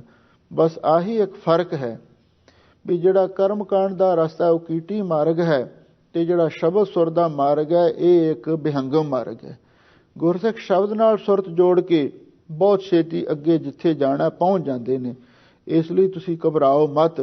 ਤੇ ਪੰਡਤ ਕਹਿਣ ਲੱਗਾ, ਮਹਾਰਾਜ ਇਹ ਸੱਚੀ ਗੱਲ ਹੈ, ਇਹਦਾ ਮਤਲਬ ਫਿਰ ਇਹ ਹੋਇਆ ਵੀ ਜਿਹੜੇ ਸਿੱਖ ਧਰਮ ਦੇ ਸਿਧਾਂਤ ਨੇ ਤੇ ਜਿਹੜੇ ਸਾਡੇ ਧਰਮ ਸ਼ਾਸਤਰ ਨੇ ਉਹਨਾਂ ਦੇ ਨਾਲੋਂ ਮਹਾਨ ਨੇ। ਸਤਿਗੁਰੂ ਕਹਿੰਦੇ ਤੇ ਹੁਣ ਇਹਦੇ ਵਿੱਚ ਕੋਈ ਸ਼ੱਕ ਵਾਲੀ ਗੱਲ ਨਹੀਂ ਹੈ ਤੇ ਤੂੰ ਵੀ ਇਸ ਨੂੰ ਅਜਮਾ ਕੇ ਵੇਖ ਸਕਦਾ। ਫਿਰ ਉਹ ਵੀ ਗੁਰੂ ਦਾ ਸਿੱਖ ਬਣਿਆ ਤੇ ਫਿਰ ਉਸ ਨੂੰ ਇਸ ਗੱਲ ਤੇ ਯਕੀਨ ਹੋਇਆ ਤੇ ਅਮਲੀ ਜੀਵਨ ਵੀ ਉਸਨੇ ਪ੍ਰਾਪਤ ਕੀਤਾ ਸੀ। ਸੋ ਇੱਥੇ ਭਗਤ ਤਰਲੋਚਨ ਜੀ ਕਹਿੰਦੇ ਨੇ ਵੀ ਅੱਜ ਮੇਰੇ ਮਨ ਦੇ ਵਿੱਚ ਉਹ ਨਕਸ਼ਾ ਪ੍ਰਗਟ ਹੋ ਗਿਆ, ਅੱਖਾਂ ਦੇ ਸਾਹਮਣੇ ਆ ਗਿਆ ਹੈ ਤੇ ਮੈਂ ਧਰਮਰਾਜ ਨੂੰ ਵੇਖ ਲਿਆ ਹੈ। ਤਹਿ ਕਰ ਦਲ ਕਰਨ ਮਹਾਬਲੀ, ਤਿਨ ਆਗ ਲੜੈ ਮੈਂ ਰਹਿਣ ਨ ਜਾਏ। ਜਿਹੜੇ ਉਸ ਧਰਮਰਾਜ ਦੇ ਜਮਦੂਤ ਨੇ ਮਹਾਬਲੀ, ਉਹ ਬੜੇ ਬਲਵਾਨ ਨੇ, ਬੜੇ ਸ਼ਕਤੀਸ਼ਾਲੀ ਹਨ। ਤਹਿ ਕਰ ਦਲ ਕਰਨ ਮਹਾਬਲੀ, ਉਹ ਆਪਣੇ ਹੱਥ ਦੇ ਨਾਲ ਜਿਹੜਾ ਵੀ ਉਹਨਾਂ ਦੇ ਸਾਹਮਣੇ ਆ ਜਾਂਦਾ ਹੈ ਨਾ, ਤਹਿ ਕਰ ਦਲ ਕਰਨ, ਉਹ ਦਲ ਦਾ ਅਰਥ ਹੈ ਮਲੀਆ ਮੇਟ ਕਰ ਦਿੰਦੇ ਨੇ। ਉਹ ਜਮਦੂਤ ਇੰਨੇ ਬਲਵਾਨ ਨੇ, ਇੰਨੇ ਸ਼ਕਤੀਸ਼ਾਲੀ ਨੇ, ਜਿਹੜਾ ਵੀ ਮਨੁੱਖ ਉਹਨਾਂ ਦੇ ਹੱਥ ਵਿੱਚ ਆ ਜਾਂਦਾ ਨਾ, ਹੱਥਾਂ ਦੇ ਵਿੱਚ ਫੜ ਕੇ ਉਹਦਾ ਬਸ ਦਲੀਆ ਮਲੀਆ ਕਰ ਦਿੰਦੇ। ਏਡੇ ਵੱਡੇ ਬਲਵਾਨ ਨੇ। ਆ ਜਿਵੇਂ ਕੋਈ ਹੱਥ ਵਿੱਚ ਲੈ ਕੇ ਕੋਈ ਆ ਟਮਾਟਰ ਨੂੰ ਕੋਈ ਫੇਹ ਦਿੰਦਾ, ਤੇ ਇਸ ਤਰ੍ਹਾਂ ਉਹ ਵੀ ਇੰਨੇ ਬਲੀ ਨੇ ਤੇ ਮਨੁੱਖੀ ਸਰੀਰ ਨੂੰ ਬਸ ਉਹ ਇੱਕਦਮ ਹੀ ਪਕੜ ਕੇ ਹੱਥਾਂ ਵਿੱਚ ਉਸ ਦਾ ਮਲੀਆ ਮੇਟ ਕਰ ਦਿੰਦੇ ਨੇ, ਦਲੀਆ ਬਣਾ ਦਿੰਦੇ ਨੇ। ਤਿੰਨ ਆਗਲੜਾ ਮੈਂ ਰਹਿਣ ਨਾ ਜਾਏ, ਵੀ ਉਹਨਾਂ ਦੇ ਸਾਹਮਣੇ ਮੈਂ ਨਹੀਂ ਰਹਿ ਸਕਦਾ, ਮੈਂ ਨਹੀਂ ਖਲੋ ਸਕਦਾ, ਮੇਰੀ ਕੋਈ ਤਾਕਤ ਨਹੀਂ, ਮੇਰੀ ਕੋਈ ਪਾਇਆ ਨਹੀਂ ਕਿ ਮੈਂ ਐਸੇ ਉਹਨਾਂ ਜਮਦੂਤਾਂ ਦੇ ਅੱਗੇ ਖਲੋ ਵੀ ਸਕਾਂ। ਜੇ ਕੋ ਮੂੰ ਉਪਦੇਸ਼ ਕਰਤ ਹੈ, ਤਾਂ ਵਣ ਤ੍ਰਿਣ ਰਤੜਾ ਨਾਰਾਇਣਾ। ਲੋ ਭਗਤ ਤਰਲੋਚਨ ਜੀ ਕਹਿੰਦੇ ਨੇ, ਭਾਈ ਜੇ ਕੋਈ ਮੈਨੂੰ ਉਪਦੇਸ਼ ਦੇਣਾ ਚਾਹੁੰਦਾ ਹੈ ਤਾਂ ਮੈਨੂੰ ਐਸਾ ਉਪਦੇਸ਼ ਦੇਵੇ, ਵਣ ਤ੍ਰਿਣ ਰਤੜਾ ਨਾਰਾਇਣਾ। ਵਣ ਦਾ ਅਰਥ ਹੈ ਜੰਗਲਾਂ ਵਿੱਚ ਵੀ, ਤੇ ਤ੍ਰਿਣ ਦਾ ਅਰਥ ਹੈ ਇੱਕ ਕੱਖ ਦੇ ਵਿੱਚ ਵੀ, ਉਹ ਮੇਰਾ ਵਾਹਿਗੁਰੂ। ਰਤੜਾ ਦਾ ਅਰਥ ਹੈ ਰੰਗਿਆ ਹੋਇਆ, ਭਾਵ ਉਹ ਵਾਹਿਗੁਰੂ ਸਰਵ ਵਿਆਪਕ ਹੈ। ਮੈਨੂੰ ਕੋਈ ਇਹ ਨਾ ਦੱਸੇ ਵੀ ਉਹ ਰੱਬ ਵੀ ਇਸ ਤਰ੍ਹਾਂ ਇੱਕ ਦੇਸ਼ੀ ਹੈ, ਨਹੀਂ, ਉਹ ਸਰਵ ਵਿਆਪਕ ਹੋਵੇ, ਐਸਾ ਮੈਨੂੰ ਉਪਦੇਸ਼ ਦੇਵੇ। ਐ ਜੀ ਤੂੰ ਆਪੇ ਸਭ ਕਿਛ ਜਾਣਦਾ, ਬਾਦਤ ਤਰਲੋਚਨ ਰਾਮਈਆ। ਲੋ ਭਗਤ ਤਰਲੋਚਨ ਜੀ ਫਰਮਾਉਂਦੇ ਨੇ, ਐ ਜੀ, ਐ ਪਿਆਰੇ ਪ੍ਰਭੂ ਜੀ, ਤੂੰ ਆਪੇ ਸਭ ਕੁਝ ਜਾਣਦਾ ਹੈ। ਜੋ ਕੁਝ ਸਾਡੇ ਅੰਦਰ ਹੈ, ਜੋ ਕੁਝ ਬਾਹਰ ਹੋ ਰਿਹਾ ਹੈ, ਤੂੰ ਸਭ ਕੁਝ ਜਾਣਦਾ ਹੈ। ਬਦ ਤਰਲੋਚਨ ਰਾਮਈਆ। ਤਰਲੋਚਨ ਭਗਤ ਜੀ ਕਹਿੰਦੇ ਮੈਂ ਤੇ ਹਰ ਵੇਲੇ ਰਾਮ ਰਾਮ ਹੀ, ਵਾਹਿਗੁਰੂ ਵਾਹਿਗੁਰੂ ਹੀ ਉਚਾਰਨ ਕਰਦਾ ਰਹਿਣਾ ਹਾਂ। ਤੇ ਤੂੰ ਅੰਤਰਜਾਮੀ ਹੈ, ਘਟ ਘਟ ਕੇ ਅੰਤਰ ਕੀ ਜਾਣਤ, ਭਲੇ ਬੁਰੇ ਕੀ ਪੀਰ ਪਛਾਨਤ। ਜਿਹੜੀ ਅਸੀਂ ਅਰਦਾਸ ਕੀਤੀ ਹੈ ਤੇ ਤੂੰ ਕਿਰਪਾ ਕਰ ਉਹਦੇ ਅਨੁਸਾਰ ਸਾਨੂੰ ਇਹਨਾਂ ਜਮਾਂ ਤੋਂ ਬਚਾ ਤੇ ਅਸੀਂ ਤੇਰੀ ਸ਼ਰਨ ਵਿੱਚ ਆ ਕੇ ਹਮੇਸ਼ਾ ਲਈ ਆਨੰਦ ਮਾਣਦੇ ਰਹੀਏ। ਇਹ ਭਗਤ ਤਰਲੋਚਨ ਜੀ ਨੇ ਵਾਹਿਗੁਰੂ ਦੇ ਚਰਨਾਂ ਵਿੱਚ ਸ਼ਬਦ ਉਚਾਰਨ ਕੀਤਾ, ਨਾਲ ਅਰਦਾਸ ਬੇਨਤੀ ਕੀਤੀ ਹੈ। ਸ੍ਰੀ ਰਾਗ ਭਗਤ ਕਬੀਰ ਜੀਓ ਕਾ ਅਚਰਜ ਏਕ ਸੁਨਹੁ ਰੇ ਪੰਡਿਆ, ਅਬ ਕਿਛ ਕਹਿਨ ਨ ਜਾਈ। ਲੋ ਹੁਣ ਅੱਗੇ ਫੇਰ ਸ਼੍ਰੀ ਰਾਗ ਦੇ ਅੰਦਰ ਭਗਤ ਕਬੀਰ ਜੀ ਦਾ ਸ਼ਬਦ ਆ ਰਿਹਾ ਹੈ, ਔਰ ਇਹ ਜਿਹੜਾ ਸ਼ਬਦ ਹੈ ਕਿਸੇ ਯੋਗੀ ਦੇ ਪ੍ਰਥਾएं ਉਚਾਰਨ ਕੀਤਾ ਹੈ। ਜਿਹੜੇ ਯੋਗੀ ਲੋਕ ਨੇ ਔਰ ਇਹ ਸ਼ਰਾਬ ਵੀ ਪੀਂਦੇ ਸਨ। ਦੂਸਰੇ ਨੰਬਰ ਤੇ ਇਹ ਜਿਹੜੇ ਯੋਗੀ ਸਨ ਇਹਨਾਂ ਦੇ ਪਾਸ ਇੱਕ ਉਹ ਕਿੰਗ ਜੀ ਹੁੰਦੀ ਸੀ, ਇੱਕ ਤਾਰ ਵਾਲੀ ਤੁੰਤਣੀ ਜੀ, ਉਹਨੂੰ ਵਜਾ ਕੇ ਤੇ ਕਹਿੰਦੇ ਵੀ ਇਹਦੇ ਨਾਲ ਬੜੀ ਛੇਤੀ ਸੁਰਤ ਲੱਗਦੀ ਹੈ, ਸਮਾਧੀ ਜੁੜਦੀ ਹੈ, ਉਹ ਵੀ ਵਜਾਉਂਦੇ ਸਨ। ਤੇ ਭਗਤ ਕਬੀਰ ਜੀ ਨੂੰ ਕਿਸੇ ਯੋਗੀ ਨੇ ਆ ਕੇ ਆਖਿਆ, ਕਹਿੰਦਾ ਭਗਤ ਜੀ ਤੁਸੀਂ ਵੀ ਕਿੰਗ ਵਜਾਇਆ ਕਰੋ ਤੇ ਤੁਸੀਂ ਵੀ ਸ਼ਰਾਬ ਪੀਆ ਕਰੋ, ਬੜੀ ਸਮਾਧੀ ਲੱਗਦੀ ਹੈ। ਹਾਲਾਂਕਿ ਸ਼ਰਾਬ ਜਿਹੜੀ ਚੀਜ਼ ਹੈ ਇਹਦਾ ਨਾਮ ਸਿਆਣਿਆਂ ਨੇ ਆਖਿਆ ਵੀ ਸ਼ਰਾਬ ਦਾ ਅਰਥ ਹੈ ਸ਼ਰਾਰਤ ਦਾ ਪਾਣੀ। ਤੇ ਸਤਿਗੁਰੂ ਮਹਾਰਾਜ ਨੇ ਹਰ ਗੁਰਸਿੱਖ ਨੂੰ ਇਸ ਦੀ ਵਰਤੋਂ ਤੋਂ ਮਨਾਹੀ ਕੀਤੀ ਹੈ। ਬਾਣੀ ਵਿੱਚ ਸ਼ਬਦ ਆਏ ਨੇ, ਝੂਠਾ ਮਦ ਮੂਲ ਨਾ ਪੀਚੀ ਜੇ ਕਾ ਪਾਰ ਵਸਾਏ। ਜੇ ਅਖੀਰ ਤੱਕ ਵੀ ਨੌਬਤ ਪਹੁੰਚ ਜਾਵੇ ਤੇ ਝੂਠਾ ਮਦ, ਝੂਠੀ ਸ਼ਰਾਬ ਭੁੱਲ ਕੇ ਵੀ ਕਦੇ ਵਰਤਣੀ ਨਹੀਂ ਹੈ। ਪਰ ਇਸ ਵੇਲੇ ਤਾਂ ਇਹ ਜਿਹੜੀ ਸ਼ਰਾਬ ਹੈ ਸਾਡੇ ਸਿੱਖਾਂ ਦੇ ਘਰ ਦਾ ਸ਼ਿੰਗਾਰ ਬਣੀ ਹੋਈ ਹੈ। ਪਰ ਇਹ ਇੱਕ ਬਹੁਤ ਵੱਡੀ ਅਫਸੋਸ ਦੀ ਗੱਲ ਹੈ, ਜਿਹੜੀ ਲਾਹਨਤ ਤੋਂ ਸਤਿਗੁਰੂ ਨੇ ਸਾਨੂੰ ਬਚਾਉਣ ਦੀ ਕੋਸ਼ਿਸ਼ ਕੀਤੀ ਹੈ ਤੇ ਸਿੱਖ ਉਸੇ ਲਾਹਨਤ ਦਾ ਸ਼ਿਕਾਰ ਹੋ ਰਹੇ ਨੇ। ਸਤਿਗੁਰੂ ਸੁਮਤ ਬਖਸ਼ਿਸ਼ ਕਰਨ, ਅਸੀਂ ਅੰਮ੍ਰਿਤ ਛਕ ਕੇ ਨਸ਼ਿਆਂ ਵਿਸ਼ਿਆਂ ਦਾ ਤਿਆਗ ਕਰਕੇ ਤੇ ਗੁਰੂ ਮਹਾਰਾਜ ਦੀਆਂ ਖੁਸ਼ੀਆਂ ਪ੍ਰਾਪਤ ਕਰ ਸਕੀਏ। ਪਰ ਦੂਸਰੇ ਪਾਸੇ ਹੁਣ ਇਹ ਜਿਹੜਾ ਯੋਗੀ ਹੈ ਇਹ ਪੰਡਾ ਵੀ ਸੀ, ਮੰਦਰ ਵਿੱਚ ਵੀ ਰਹਿੰਦਾ ਸੀ, ਯੋਗ ਸਾਧਨਾ ਵੀ ਕਰਦਾ ਸੀ। ਤੇ ਹੁਣ ਇਹਨੇ ਭਗਤ ਕਬੀਰ ਜੀ ਨੂੰ ਆ ਕੇ ਐਸੀ ਪੇਸ਼ਕਸ਼ ਕੀਤੀ ਤਾਂ ਭਗਤ ਕਬੀਰ ਜੀ ਨੇ ਉਸ ਵੇਲੇ ਇਹਦੇ ਜਵਾਬ ਦੇ ਵਿੱਚ ਇਹ ਸ਼ਬਦ ਉਚਾਰਨ ਕੀਤਾ। ਰਹਾਉ ਦੀਆਂ ਪੰਕਤੀਆਂ ਨੇ, ਰਾਜਾ ਰਾਮ ਅਨਹਦ ਕਿੰਗਰੀ ਬਾਜੈ, ਜਾਂ ਕੀ ਦਿਸ਼ਟ ਨਾਦ ਲਿਵ ਲਾਗੈ ਰਹਾਉ। ਇਹਨਾਂ ਸਿਧਾਂਤ ਰੂਪ ਪੰਕਤੀਆਂ ਵਿੱਚ ਭਗਤ ਕਬੀਰ ਜੀ ਫਰਮਾਉਂਦੇ ਨੇ, ਰਾਜਾ ਰਾਮ ਅਨਹਦ ਕਿੰਗਰੀ ਬਾਜੈ। ਕਹਿੰਦੇ ਇਹ ਪੰਡਿਆ, ਇਹ ਯੋਗੀਆ, ਉਸ ਰਾਜਾ ਰਾਮ ਜੋ ਸਭ ਦੁਨੀਆ ਦਾ ਰਾਜਾ ਤੇ ਰਾਮ ਵਿਆਪਕ ਸਰੂਪ ਅਕਾਲ ਪੁਰਖ ਹੈ, ਉਹਦੀ ਜਿਹੜੀ ਚੈਤਨ ਸੱਤਾ ਰੂਪੀ ਅਨਹਦ ਕਿੰਗਰੀ, ਅਨਹਦ ਦਾ ਅਰਥ ਹੈ ਜਿਹੜੀ ਬਿਨਾਂ ਵਜਾਏ ਵੱਜਣ ਵਾਲੀ ਕਿੰਗ, ਉਸ ਵਾਹਿਗੁਰੂ ਦੀ ਚੈਤਨ ਸੱਤਾ ਦੀ ਜਿਹੜੀ ਕਿੰਗਰੀ ਹੈ ਉਹ ਅਨਹਦ ਦਾ ਅਰਥ ਹੈ ਬੇਹੱਦ ਵੱਜ ਰਹੀ ਹੈ। ਜਾਂ ਇਸ ਦਾ ਦੂਜਾ ਅਰਥ ਇਹ ਵੀ ਮਹਾਂਪੁਰਖਾਂ ਨੇ ਕੀਤਾ, ਰਾਜਾ ਰਾਮ ਅਨਹਦ ਕਿੰਗਰੀ ਬਾਜੈ, ਕਿ ਉਸ ਵਾਹਿਗੁਰੂ ਪਰਮੇਸ਼ਰ ਦੇ ਨਾਮ ਦੇ ਅਖੰਡ ਜਾਪ ਦੀ, ਜਿਸ ਨੂੰ ਅਜੱਪਾ ਜਾਪ ਕਹਿੰਦੇ ਨੇ, ਉਹ ਐਸੀ ਅਨਹਦ ਕਿੰਗਰੀ ਸਾਡੇ ਅੰਦਰ ਹੀ ਵੱਜ ਰਹੀ ਹੈ। ਜਾ ਕਿ ਦਿਸ਼ ਨਾਦ ਲਿਵ ਲਾਗੈ, ਜਿਸ ਵਾਹਿਗੁਰੂ ਦੀ ਕਿਰਪਾ ਦ੍ਰਿਸ਼ਟੀ ਦਾ ਸਦਕਾ ਤੇ ਜਿਹੜੀ ਉਹ ਕਿੰਗ ਦੀ ਨਾਦ ਧੁਨੀ ਹੈ ਉਹਦੇ ਵਿੱਚ ਸਾਡੀ ਲਿਵ ਲੱਗ ਰਹੀ ਹੈ। ਭਾਵ ਜਿਹੜੀ ਸਾਡੀ ਅੰਤਰ ਆਤਮਾ ਸੁਰਤ ਦੇ ਅੰਦਰ ਉਸ ਅਖੰਡ ਜਾਪ ਦੀ ਧੁਨੀ ਪ੍ਰਗਟ ਹੋ ਰਹੀ ਹੈ ਤੇ ਵਾਹਿਗੁਰੂ ਦੀ ਕਿਰਪਾ ਨਾਲ ਉਸ ਧੁਨੀ ਦੇ ਨਾਲ ਸਾਡੀ ਇਹ ਸੁਰਤ ਜੁੜ ਗਈ ਹੈ। ਤੇ ਹੁਣ ਸਾਨੂੰ ਹੋਰ ਕਿਸੇ ਕਿੰਗ ਦੀ, ਬਾਹਰਲੇ ਕਿਸੇ ਹੋਰ ਸੰਗੀਤ ਦੀ ਲੋੜ ਹੀ ਨਹੀਂ ਹੈ। ਲੋ ਹੁਣ ਭਗਤ ਕਬੀਰ ਜੀ ਆਰੰਭ ਤੋਂ ਫਰਮਾਉਂਦੇ ਨੇ, ਅਚਰਜ ਏਕ ਸੁਨੋ ਹੋਰੇ ਪੰਡਿਆ, ਅਬ ਕੁਛ ਕਹਿਣ ਨਾ ਜਾਈ। ਉਹਨੂੰ ਪੰਡਿਆ ਸ਼ਬਦ ਦੁਆਰਾ, ਕਿਉਂਕਿ ਉਹ ਪੰਡਾ ਵੀ ਹੈ ਤੇ ਯੋਗੀ ਵੀ ਹੈ, ਕਹਿੰਦੇ ਨੇ ਕਿ ਇਹ ਪੰਡਿਆ ਇੱਕ ਬੜੀ ਅਚਰਜ ਗੱਲ ਹੈ ਜੋ ਅਸੀਂ ਤੈਨੂੰ ਦੱਸਣ ਲੱਗੇ ਹਾਂ, ਤੇ ਤੂੰ ਧਿਆਨ ਦੇ ਨਾਲ ਸੁਣ। ਅਬ ਕੁਛ ਕਹਿਣ ਨਾ ਜਾਈ, ਵੀ ਹੁਣ ਕੁਝ ਹੋਰ ਨਹੀਂ ਕਿਹਾ ਜਾ ਸਕਦਾ, ਵੀ ਇਹ ਵਾਹਿਗੁਰੂ ਪਰਮੇਸ਼ਰ ਨੇ ਐਸੀ ਇੱਕ ਖੇਡ ਰਚੀ ਹੈ ਤੇ ਜਿਸ ਨੇ ਸਾਰਿਆਂ ਨੂੰ ਹੀ ਪ੍ਰਭਾਵਿਤ ਕੀਤਾ ਹੋਇਆ ਹੈ। ਸੁਰ ਨਰ ਗਣ ਗੰਧਰਵ ਜਿਨ ਮੋਹੇ, ਤ੍ਰੈ ਭਵਨ ਮੇਖ ਲੀਲਾਈ। ਲੋ ਭਗਤ ਕਬੀਰ ਜੀ ਕਹਿੰਦੇ ਨੇ ਵੀ ਇਹ ਪੰਡਿਆ ਬੜੀ ਇੱਕ ਅਚਰਜ ਗੱਲ ਹੈ ਜੋ ਤੈਨੂੰ ਅਸੀਂ ਦੱਸ ਰਹੇ ਹਾਂ। ਉਹ ਕਿਹੜੀ ਹੈ? ਤੇਰੇ ਭਵਨ ਮੇਖਲੀ ਲਾਈ। ਮੇਖਲੀ ਦਾ ਅਰਥ ਹੈ, ਕਹਿੰਦੇ ਇੱਕ ਉਹ ਮੇਢਾ ਹੁੰਦਾ ਹੈ, ਭੇਡੂ, ਉਹਦੀ ਉੱਨ ਦੀ ਬਣੀ ਹੋਈ ਵੀ ਇੱਕ ਉਹ ਰੱਸੀ ਹੁੰਦੀ ਹੈ ਜਾਂ ਕਈ ਉਹਦੀਆਂ ਰਜਾਈਆਂ ਵੀ ਬਣਾ ਲੈਂਦੇ ਨੇ। ਤ੍ਰੇ ਭਵਨ ਮੇਖਲੀ ਲਾਈ। ਉਸ ਵਾਹਿਗੁਰੂ ਨੇ ਤਿੰਨੇ ਭਵਨਾਂ ਦੇ ਅੰਦਰ, ਮੇਖਲੀ ਦਾ ਅਰਥ ਹੈ ਮਾਇਆ, ਇਸ ਮਾਇਆ ਦੀ ਮੇਖ ਲਾਈ ਹੋਈ ਹੈ, ਜਾਂ ਇਸ ਮਾਇਆ ਦੀ ਜਿਹੜੀ ਇਹ ਮੇਖਲੀ ਦਾ ਅਰਥ ਹੈ ਰਜਾਈ, ਇਹ ਸਭ ਦੇ ਉੱਤੇ ਲਾਈ ਹੋਈ, ਸਭ ਦੇ ਉੱਤੇ ਪਾਈ ਹੋਈ ਹੈ। ਸੁਰ ਨਰ ਗਣ ਗੰਧਰਵ ਜਨ ਮੋਹੇ, ਜਿਸ ਨੇ ਦੇਵਤੇ ਵੀ, ਮਨੁੱਖ ਵੀ, ਤੇ ਗਣ ਜਿਹੜੇ ਸ਼ਿਵ ਜੀ ਦੇ ਗਣ ਨੇ, ਟੌਣਾ ਛੌਣਾ ਆਦਿਕ, ਤੇ ਜਿਹੜੇ ਦੇਵਤਿਆਂ ਦੇ ਗੰਧਰਵ ਹਾਹਾ ਹੂਹੂ ਆਦਿਕ ਨੇ, ਇਹ ਵੀ ਸਾਰੇ ਜਿਸ ਨੇ ਮੋਹਿਤ ਕਰ ਲਏ ਨੇ। ਤੇਰੇ ਭਵਨ ਮੇਖਲੀ ਲਾਈ, ਇਉਂ ਤਿੰਨੇ ਭਵਨਾਂ ਦੇ ਵਿੱਚ ਇਹ ਜਿਹੜੀ ਮੇਖਲੀ ਦਾ ਅਰਥ ਹੈ, ਜਿਹੜੀ ਮਾਇਆ ਦੀ ਭੇਡ ਦੀ ਉੱਨ ਦੀ ਬਣੀ ਹੋਈ ਜਿਹੜੀ ਇਹ ਫਾਹੀ ਹੈ, ਸਾਰਿਆਂ ਨੂੰ ਲਾਈ ਹੋਈ ਹੈ। ਰਾਜਾ ਰਾਮ ਅਨਹਦ ਕਿੰਗਰੀ ਬਾਜੈ, ਜਾਂ ਕੀ ਦਿਸ਼ਟ ਨਾਦ ਲਿਵ ਲਾਗੈ ਰਹਾਉ।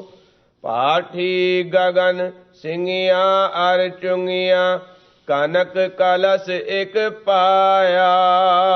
ਰਹਾਉ ਵਿਸਰਾਮ ਦੇ ਕੇ ਭਗਤ ਕਬੀਰ ਜੀ ਉਸ ਨੂੰ ਕਹਿੰਦੇ ਨੇ, ਕਿਉਂਕਿ ਯੋਗੀ ਹੈ। ਕਹਿੰਦੇ ਪਾਠੀ ਗਗਨ, ਜਿਹੜਾ 10ਵਾਂ ਦੁਆਰ ਇੱਕ ਪੱਠੀ ਹੈ, ਤੇ ਜਿਵੇਂ ਜੋਗੀ ਜਿਹੜੇ ਸ਼ਰਾਬ ਪੱਠੀ ਤੇ ਕੱਢਦੇ ਸਨ, ਤੇ ਉਹ ਅੱਗ ਦੀ ਪੱਠੀ ਦੇ ਉੱਤੇ ਉਹ ਮਟਕਾ ਜਿਹਾ ਰੱਖ ਕੇ ਤੇ ਫਿਰ ਉਹਦੇ ਨਾਲ ਦੋ ਨਾਲੀਆਂ ਲਾ ਦਿੰਦੇ ਸਨ, ਦੋ ਪਾਠ ਬਣਾ ਕੇ, ਵੀ ਇੱਕ ਵਿੱਚ ਦੀ ਰਸ ਆਉਂਦਾ ਸੀ, ਦੂਸਰੇ ਪਾਸੇ ਜਿਹੜਾ ਉਹ ਬਾਹਰ ਨਿਕਲਦਾ ਸੀ। ਉਹਨਾਂ ਨੂੰ ਸਿੰਘੀਆਂ ਤੇ ਚੁੰਗੀਆਂ ਕਹਿੰਦੇ ਨੇ। ਪਾਠੀ ਗਗਨ ਭਗਤ ਕਬੀਰ ਜੀ ਕਹਿੰਦੇ ਨੇ ਵੀ ਜਿਹੜੀ 10ਵਾਂ ਦੁਆਰ ਪੱਠੀ ਹੈ, ਸਿੰਘੀਆਂ ਔਰ ਚੁੰਗੀਆਂ, ਵੀ ਇੱਕ ਪਾਸੇ ਜਿਹੜੇ ਅਸੀਂ ਦੇਵੀ ਗੁਣਾਂ ਨੂੰ ਗ੍ਰਹਿਣ ਕਰਦੇ ਹਾਂ, ਸਾਰ ਗ੍ਰਾਹੀ ਬਿਰਤੀ ਹੈ, ਇਹ ਮਾਨੋ ਉਹ ਨਲੀ ਹੈ ਜਿਸ ਦੇ ਨਾਲ ਇਹ ਰਸ ਅੰਦਰ ਨੂੰ ਖਿੱਚਿਆ ਜਾਂਦਾ ਹੈ। ਤੇ ਦੂਸਰੇ ਪਾਸੇ ਜਿਹੜੀ ਤਿਆਗ ਵਾਲੀ ਬਿਰਤੀ ਹੈ, ਔਗੁਣਾਂ ਦਾ ਤਿਆਗ ਕਰਨਾ, ਇਹ ਮਾਨੋ ਦੂਸਰੀ ਨਾਲੀ ਹੈ। ਭਾਵ 10ਵਾਂ ਦੁਆਰ ਪੱਠੀ ਹੈ, ਤੇ ਜਿਹੜੇ ਚੰਗੇ ਗੁਣਾਂ ਨੂੰ ਗ੍ਰਹਿਣ ਕਰਨ ਵਾਲੀ ਸਾਰਗ੍ਰਾਹੀ ਬਿਰਤੀ ਹੈ, ਇਹ ਉਹ ਨਾਲ ਹੈ ਜਿਸ ਦੇ ਨਾਲ ਰਸ ਨੂੰ ਖਿੱਚਿਆ ਜਾਂਦਾ ਹੈ। ਤੇ ਦੂਸਰੇ ਪਾਸੇ ਬਈ ਉਹ ਜਿਹੜੀ ਤਿਆਗ ਵਾਲੀ ਬਿਰਤੀ ਹੈ, ਜਿਸ ਦੇ ਨਾਲ ਆਸਰੀ ਸੰਪਦਾ ਨੂੰ ਬਾਹਰ ਕੱਢਿਆ ਜਾਂਦਾ ਹੈ, ਔਗੁਣਾਂ ਤੇ ਐਬ ਨੂੰ ਬਾਹਰ ਕੱਢਿਆ ਜਾਂਦਾ ਹੈ, ਇਹ ਦੂਸਰੀ ਨਾਲੀ ਹੈ। ਕਨਕ ਕਲਸ ਇੱਕ ਪਾਇਆ, ਇੱਕ ਸੋਨੇ ਦਾ ਕਲਸ ਘੜਾ ਵੀ, ਇੱਕ ਪਿਆਲਾ ਵੀ ਅਸੀਂ ਪ੍ਰਾਪਤ ਕੀਤਾ ਹੈ। ਉਹ ਕੀ ਹੈ? ਸ਼ੁੱਧ ਹਿਰਦਾ। ਇਹ ਸ਼ੁੱਧ ਹਿਰਦਾ ਇਹ ਮਾਨੋ ਇੱਕ ਸੋਨੇ ਦਾ ਘੜਾ ਹੈ, ਅਥਵਾ ਪਾਠੀ ਗਗਨ ਜਿਹੜਾ ਚਿਦਾਕਾਸ਼ ਪੱਠੀ ਹੈ। ਸਿੰਘੀਆਂ ਔਰ ਚੁੰਗੀਆਂ ਵੀ ਜਿਹੜਾ ਔਗੁਣਾਂ ਦਾ ਤਿਆਗ ਹੈ, ਇਹ ਤੇ ਉਹ ਨਾਲੀ ਹੈ ਜਿਹੜੀ ਬਾਹਰ ਕੱਢਣ ਵਾਲੀ ਹੈ ਵਾਧੂ ਮਵਾਦ ਨੂੰ, ਤੇ ਦੂਸਰੀ ਜਿਹੜੀ ਸਾਰਗ੍ਰਾਹੀ ਬਿਰਤੀ ਹੈ ਜਿਹਦੇ ਨਾਲ ਗੁਣਾਂ ਨੂੰ ਗ੍ਰਹਿਣ ਕੀਤਾ ਜਾਂਦਾ ਹੈ। ਇਹੀ ਮਾਨੋ ਦੋ ਨਾਲੀਆਂ ਨੇ। ਤੇ ਯੋਗ ਮਤ ਅਨੁਸਾਰ ਇੜਾ ਤੇ ਪਿੰਗਲਾ ਸੁਰਾਂ ਨੂੰ ਵੀ ਸਿੰਘੀਆਂ ਤੇ ਚੁੰਗੀਆਂ ਲਿਖਿਆ ਹੈ, ਪਰ ਇੱਥੇ ਦੂਜੇ ਅਰਥ ਵਿੱਚ ਪਾਠੀ ਗਗਨ ਜਿਹੜਾ ਚਿਦਾਕਾਸ਼ ਪੱਠੀ ਹੈ, ਤੇ ਜਿਹੜੀ ਸਾਰਗ੍ਰਾਹੀ ਬਿਰਤੀ ਜਿਸ ਨਾਲ ਦੇਵੀ ਗੁਣਾਂ ਨੂੰ ਗ੍ਰਹਿਣ ਕੀਤਾ ਜਾਂਦਾ ਹੈ, ਭਗਤੀ ਕੀਤੀ ਜਾਂਦੀ ਹੈ, ਔਰ ਉਹ ਸਿੰਘਿਆ ਉਹ ਨਾਲ ਹੈ ਜਿਸ ਦੇ ਨਾਲ ਰਸ ਨੂੰ ਗ੍ਰਹਿਣ ਕਰਨਾ ਹੈ। ਤੇ ਦੂਸਰੀ ਪਾਈ ਤਿਆਗ ਬਿਰਤੀ ਹੈ, ਜਿਸ ਦੇ ਨਾਲ ਵਿਕਾਰਾਂ ਨੂੰ ਛੱਡਣਾ ਹੈ, ਪਾਪਾਂ ਨੂੰ ਛੱਡਣਾ ਹੈ। ਕਨ ਕਲਸ ਇੱਕ ਪਾਇਆ, ਜਿਹੜਾ ਸ਼ੁੱਧ ਅੰਤఃਕਰਨ ਇੱਕ ਸੋਨੇ ਦਾ ਘੜਾ ਅਸੀਂ ਪ੍ਰਾਪਤ ਕੀਤਾ ਹੈ।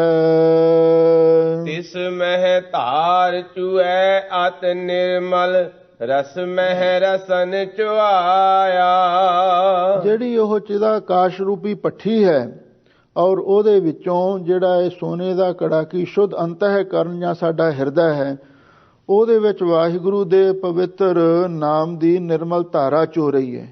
ਰਸ ਮੈਂ ਰਸਨ ਚੁਆਇਆ, ਸਾਰੇ ਰਸਾਂ ਵਿੱਚੋਂ ਜਿਹੜਾ ਉੱਤਮ ਰਸ ਕੀ ਹੈ? ਵਾਹਿਗੁਰੂ ਦੇ ਨਾਮ ਦਾ ਰਸ ਹੈ। ਉਹ ਅਸੀਂ ਆਪਣੇ ਹਿਰਦੇ ਵਿੱਚ ਸੋਨੇ ਦੇ ਘੜੇ ਵਿੱਚ ਚੁਆਇਆ ਹੈ। ਏਕ ਜੋ ਬਾਤ ਅਨੂਪ ਬਣੀ ਹੈ, ਪਵਨ ਪਿਆਲਾ ਸਾਜਿਆ। ਲੋ ਭਗਤ ਕਬੀਰ ਜੀ ਕਹਿੰਦੇ ਨੇ, ਇੱਕ ਜਿਹੜੀ ਗੱਲ ਬੜੀ ਹੀ ਅਨੂਪਮ ਬਣੀ ਹੋਈ ਹੈ, ਬੜੀ ਹੈਰਾਨੀ ਵਾਲੀ ਤੇ ਬੜੀ ਲਾਸਾਨੀ ਬਣੀ ਹੋਈ ਹੈ, ਉਹ ਇਹ ਹੈ ਪਵਨ ਪਿਆਲਾ ਸਾਜਿਆ। ਵੀ ਜਿਹੜੀ ਪਵਨ ਹੈ ਸੀ ਉਹਨੂੰ ਪਿਆਲਾ ਬਣਾਇਆ। ਪਵਨ ਤੋਂ ਮੁਰਾਦ ਹੈ ਸੁਆਸ। ਵੀ ਅਸੀਂ ਜਿਹੜਾ ਸੁਆਸਾਂ ਦੇ ਨਾਲ ਸਿਮਰਨ ਕਰ ਰਹੇ ਹਾਂ, ਇਹ ਮਾਨੋ ਇਹ ਸੁਆਸਾਂ ਦਾ ਪਿਆਲਾ ਬਣਾਇਆ ਹੈ। ਸਵਾਸ ਸਵਾਸ ਵਾਹਿਗੁਰੂ ਦਾ ਸਿਮਰਨ ਕਰਕੇ ਤੇ ਅਸੀਂ ਉਹ ਨਾਮ ਦੇ ਰਸ ਨੂੰ ਪ੍ਰਾਪਤ ਕਰ ਰਹੇ ਹਾਂ। ਇਹ ਬੜੀ ਅਚਰਜ ਗੱਲ ਬਣੀ ਹੋਈ ਹੈ। ਤੀਨ ਭਵਨ ਮਹਿ ਏਕੋ ਜੋਗੀ, ਕਹੋ ਕਵਨ ਹੈ ਰਾਜਾ। ਭਗਤ ਕਬੀਰ ਜੀ ਕਹਿੰਦੇ ਨੇ ਕਿ ਇਹ ਪੰਡਿਆ, ਤਿੰਨੇ ਭਵਨਾਂ ਦੇ ਵਿੱਚ ਇੱਕੋ ਹੀ ਜੋਗੀ ਤਾਂ ਜੁੜਿਆ ਹੋਇਆ ਅਕਾਲ ਪੁਰਖ ਵਾਹਿਗੁਰੂ ਪਰਮੇਸ਼ਰੀ ਹੈ। ਅਸਲੀ ਜੋਗੀ ਤੇ ਅਕਾਲ ਪੁਰਖ ਹੀ ਹੈ, ਜਿਹੜਾ ਤਿੰਨੇ ਭਵਨਾਂ ਦੇ ਵਿੱਚ ਜੁੜਿਆ ਹੋਇਆ ਹੈ। ਕਹੋ ਕਵਨ ਹੈ ਰਾਜਾ। ਭਗਤ ਕਬੀਰ ਜੀ ਕਹਿੰਦੇ ਦੱਸੋ ਉਸ ਵਰਗਾ ਰਾਜਾ ਵੀ ਕੌਣ ਹੈ। ਇਹਦਾ ਮਤਲਬ ਇਹ ਹੈ ਉਹ ਵਾਹਿਗੁਰੂ ਪਰਮੇਸ਼ਰ ਰਾਜਾ ਵੀ ਹੈ ਤੇ ਜੋਗੀ ਵੀ ਹੈ। ਉਹਦੇ ਵਿੱਚ ਦੋਵੇਂ ਹੀ ਗੁਣ ਨੇ। ਜਿਵੇਂ ਭਾਈ ਨੰਦ ਲਾਲ ਜੀ ਨੇ ਧੰਨ ਗੁਰੂ ਗੋਬਿੰਦ ਸਿੰਘ ਸਾਹਿਬ ਮਹਾਰਾਜ ਦੇ ਬਾਰੇ ਲਿਖਿਆ ਹੈ ਨਾ, ਹਕ ਹਕ ਆਦੇਸ਼ ਗੁਰੂ ਗੋਬਿੰਦ ਸਿੰਘ, ਬਾਦਸ਼ਾਹ ਦਰਵੇਸ਼ ਗੁਰੂ ਗੋਬਿੰਦ ਸਿੰਘ। ਵੀ ਗੁਰੂ ਦੇ ਵਿੱਚ ਬਾਦਸ਼ਾਹ ਵਾਲੇ ਵੀ ਗੁਣ ਨੇ ਤੇ ਦਰਵੇਸ਼ਾਂ ਵਾਲੀ ਵੀ ਸਾਰੀ ਮਰਜ਼ਾਦਾ ਹੈ। ਉਹ ਅਕਾਲ ਪੁਰਖ ਵਾਹਿਗੁਰੂ ਜੋਗੀ ਵੀ ਹੈ ਤੇ ਉਹ ਰਾਜਿਆਂ ਦਾ ਵੀ ਰਾਜਾ ਹੈ। ਐਸੇ ਗਿਆਨ ਪ੍ਰਗਟਿਆ ਪੁਰਖੋਤਮ, ਕਹੋ ਕਬੀਰ ਰੰਗ ਰਾਤਾ। ਲੋ ਭਗਤ ਕਬੀਰ ਜੀ ਫਰਮਾਉਂਦੇ ਨੇ ਵੀ ਇਸ ਢੰਗ ਦੇ ਨਾਲ ਉਸ ਅਕਾਲ ਪੁਰਖ ਵਾਹਿਗੁਰੂ ਪਰਮੇਸ਼ਰ ਦਾ ਗਿਆਨ ਸਾਡੇ ਅੰਦਰ ਪ੍ਰਗਟ ਹੋਇਆ ਹੈ। ਕਹੋ ਕਬੀਰ ਰੰਗ ਰਾਤਾ। ਭਗਤ ਕਬੀਰ ਜੀ ਕਹਿੰਦੇ ਨੇ ਕਿ ਮੈਂ ਹੁਣ ਉਸ ਵਾਹਿਗੁਰੂ ਦੇ ਨਾਮ ਦੇ ਭਗਤੀ ਦੇ ਰੰਗ ਵਿੱਚ ਰੰਗਿਆ ਰਹਿਣਾ ਹਾਂ। ਔਰ ਦੁਨੀ ਸਭ ਪਰਮ ਭੁਲਾਨੀ, ਮਨ ਰਾਮ ਰਸਾਇਨ ਮਾਤਾ। ਭਗਤ ਕਬੀਰ ਜੀ ਸ਼ਬਦ ਦੀ ਸੰਪੂਰਨਤਾ ਕਰਦਿਆਂ ਹੋਇਆਂ ਫਰਮਾ ਰਹੇ ਹਨ ਵੀ ਇਹ ਪੰਡਿਆ ਹੋਰ ਦੁਨੀਆ ਤੇ ਸਾਰੀ ਭਰਮ ਦੇ ਵਿੱਚ ਭੁੱਲੀ ਹੋਈ ਹੈ। ਜਿਹੜੀਆਂ ਸ਼ਰਾਬਾਂ ਕਬਾਬਾਂ ਨਸ਼ਿਆਂ ਦਾ ਪ੍ਰਯੋਗ ਕਰਕੇ ਤੇ ਧਾਰਮਿਕ ਦੁਨੀਆ ਵਿੱਚ ਵੀ ਬਦਨਾਮ ਹੋ ਰਹੀ ਹੈ, ਪਰ ਸਾਡਾ ਮਨ ਰਾਮ ਰਸਾਇਣ ਮਾਤਾ, ਜਿਹੜੀ ਵਾਹਿਗੁਰੂ ਦੇ ਨਾਮ ਦੀ ਰਸਾਇਣ ਹੈ। ਰਸਾਇਣ ਦਾ ਅਰਥ ਵੀ ਰਸਾਂ ਦਾ ਘਰ ਵੀ ਕੀਤਾ ਹੈ ਤੇ ਰਸਾਇਣ ਇੱਕ ਉਸ ਨੂੰ ਵੀ ਕਹਿੰਦੇ ਨੇ ਵੀ ਜਿਵੇਂ ਕਹਿੰਦੇ ਕਈ ਸਾਧੂ ਕਹਿੰਦੇ ਵੀ ਇਹ ਰਸਾਇਣੀ ਸਾਧੂ ਨੇ। ਭਾਵ ਉਹਨਾਂ ਕੋਲ ਇੱਕ ਐਸੀ ਵਸਤੂ ਹੁੰਦੀ ਹੈ ਜਿਸ ਨੂੰ ਰਸਾਇਣ ਕਹਿੰਦੇ ਨੇ। ਜੇ ਕਹਿੰਦੇ ਨੇ ਉਸ ਨੂੰ ਤਾਂਬੇ ਤੇ ਪਾ ਦਿਓ ਉਹਨੂੰ ਸੋਨਾ ਬਣਾ ਦਿੰਦੀ ਹੈ, ਤੇ ਜੇ ਉਸ ਨੂੰ ਕਲੀ ਤੇ ਪਾ ਦਿਓ ਉਹਨੂੰ ਚਾਂਦੀ ਬਣਾ ਦਿੰਦੀ ਹੈ। ਤੇ ਜੇ ਮਨੁੱਖ ਉਸ ਨੂੰ ਵਿਧੀ ਨਾਲ ਸੇਵਨ ਕਰੇ ਉਹਦੇ ਵਿੱਚ ਹਾਥੀ ਜਿੰਨੀ ਤਾਕਤ ਆ ਜਾਂਦੀ, ਉਹਨੂੰ ਵੀ ਰਸਾਇਣ ਕਹਿੰਦੇ ਨੇ। ਉਹ ਬਹੁਤ ਸ਼ਕਤੀਸ਼ਾਲੀ ਇੱਕ ਔਸ਼ਧੀ ਹੀ ਸਮਝੋ। ਹਜ਼ੂਰ ਕਹਿੰਦੇ ਨੇ ਮਨ ਰਾਮ ਰਸਾਇਣ ਮਾਤਾ, ਵੀ ਸਾਡਾ ਮਨ ਵਾਹਿਗੁਰੂ ਦੇ ਨਾਮ ਦੀ ਰਸਾਇਣ ਦੇ ਵਿੱਚ ਮਸਤ ਹੋਇਆ ਹੈ। ਅਸੀਂ ਨਾਮ ਦੀ ਮਦਰਾ ਦੇ ਵਿੱਚ, ਨਾਮ ਦੇ ਰਸ ਦੇ ਵਿੱਚ ਰੰਗੇ ਰਹਿੰਦੇ ਹਾਂ। ਇਹ ਐਸਾ ਪਾਵਨ ਪਵਿੱਤਰ ਉਪਦੇਸ਼ ਭਗਤ ਕਬੀਰ ਜੀ ਨੇ ਜੋਗੀ ਨੂੰ ਬਖਸ਼ਿਆ, ਜਿਹੜਾ ਸ਼ਰਾਬ ਦਾ ਆਦੀ ਸੀ ਤੇ ਸ਼ਰਾਬ ਪੀ ਕੇ ਤੇ ਫਿਰ ਪ੍ਰਾਣਾਯਾਮ ਕਰਕੇ 10ਵੇਂ ਦੁਆਰ ਦੇ ਵਿੱਚ ਸਮਾਧੀ ਲਾਉਂਦਾ ਸੀ। ਤੇ ਭਗਤ ਕਬੀਰ ਜੀ ਨੇ ਉਸ ਨੂੰ ਸ਼ਰਾਬ ਪੀਣ ਤੋਂ ਰੋਕਿਆ ਤੇ ਵਾਹਿਗੁਰੂ ਦੇ ਨਾਮ ਰਸ ਦੇ ਨਾਲ ਖੀਵਾ ਰਹਿਣ ਦੀ ਉਹਨੂੰ ਸਿੱਖਿਆ ਬਖਸ਼ਿਸ਼ ਕੀਤੀ। ਇਹ ਐਸਾ ਉਪਦੇਸ਼ ਭਗਤ ਕਬੀਰ ਜੀ ਨੇ ਸਾਨੂੰ ਬਖਸ਼ਿਆ। ਆਪਾਂ ਵੀ ਇਸ ਨੂੰ ਸੁਣਿਆ, ਸੁਣ ਕੇ ਮਨ ਵਿੱਚ ਧਾਰਨ ਕਰੀਏ। ਇਹਦੇ ਨਾਲ ਸਾਡੇ ਜੀਵਨ ਦੀ ਸਫਲਤਾ ਹੋਵੇਗੀ। ਸਭ ਸੰਗਤਾਂ ਦਾ ਹਾਰਦਿਕ ਧੰਨਵਾਦ। ਹੋਈਆਂ ਭੁੱਲਾਂ ਚੁੱਕਾਂ ਲਈ ਖਿਮਾ ਕਰਨਾ। ਐਸੇ ਗਿਆਨ ਪ੍ਰਗਟਿਆ ਪੁਰਖੋਤਮ, ਕਹੋ ਕਬੀਰ ਰੰਗ ਰਾਤਾ। ਔਰ ਦੁਨੀ ਸਭ ਪਰਮ ਭੁਲਾਨੀ, ਮਨ ਰਾਮ ਰਸਾਇਨ ਮਾਤਾ। ਵਾਹਿਗੁਰੂ ਜੀ ਕਾ ਖਾਲਸਾ, ਵਾਹਿਗੁਰੂ ਜੀ ਕੀ ਫਤਿਹ।